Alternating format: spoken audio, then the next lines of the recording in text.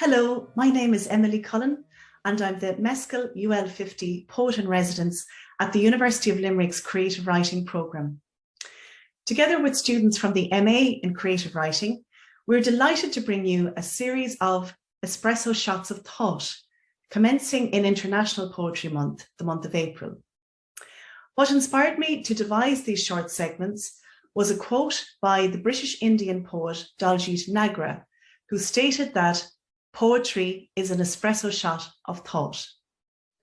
So we invite you now to relax and enjoy an insightful jolt of poetry from the University of Limerick. Hello, I'm Mitzie Murphy, and I'd like to talk about poetry and social justice. What is the purpose of poetry in society? And has poetry the ability to evoke change? I believe it has. Alice Walker said poetry is the lifeblood of rebellion, revolution, and the raising of consciousness. Poets such as Maya Angelou and Langston Hughes remind us of the power of poetry to bring the marginalized and the silenced into the poetic center, to raise our consciousness. Born in 1901, Langston Hughes was an American poet and social activist. His life's work was about bringing people together socially, politically, and artistically, while at the same time challenging America to deal with its racism. Witness the last two stanzas from his poem, I Too. Tomorrow I'll be at the table when company comes. Nobody dare say to me, eat in the kitchen then. Besides, they'd see how beautiful I am and be ashamed. I too am America. I love how gentle his message is. He brings me into his poem as a reader. I do not have to be black to know what it's like to be left out, to not fit in, to be an outsider. When writing poetry about social justice, I think it's essential that we leave the space for the reader to enter the poem. Another influential poet and civil rights activist was the great Maya Angelou, born in 1928. One of her most well-known poems, Still I Rise, is primarily about self-respect and confidence. It's about the dignity and resilience of marginalized people in the face of oppression.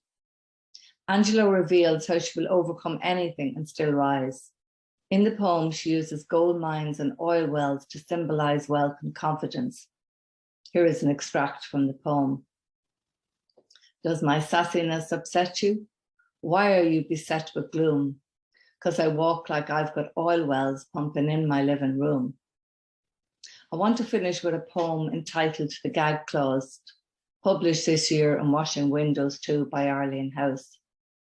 The poem is about my mother, but I read it for anyone who has ever been silenced in their lives, or anyone who's still being silenced. The Gag Clause. By the end of 2015, 15,579 women and men were paid a sum of money to compensate for the suffering they'd been put through in industrial homes run by religious orders in Ireland. My mother Mary was one of them. They tried to gag you, put hands over your mouth to stop you speaking.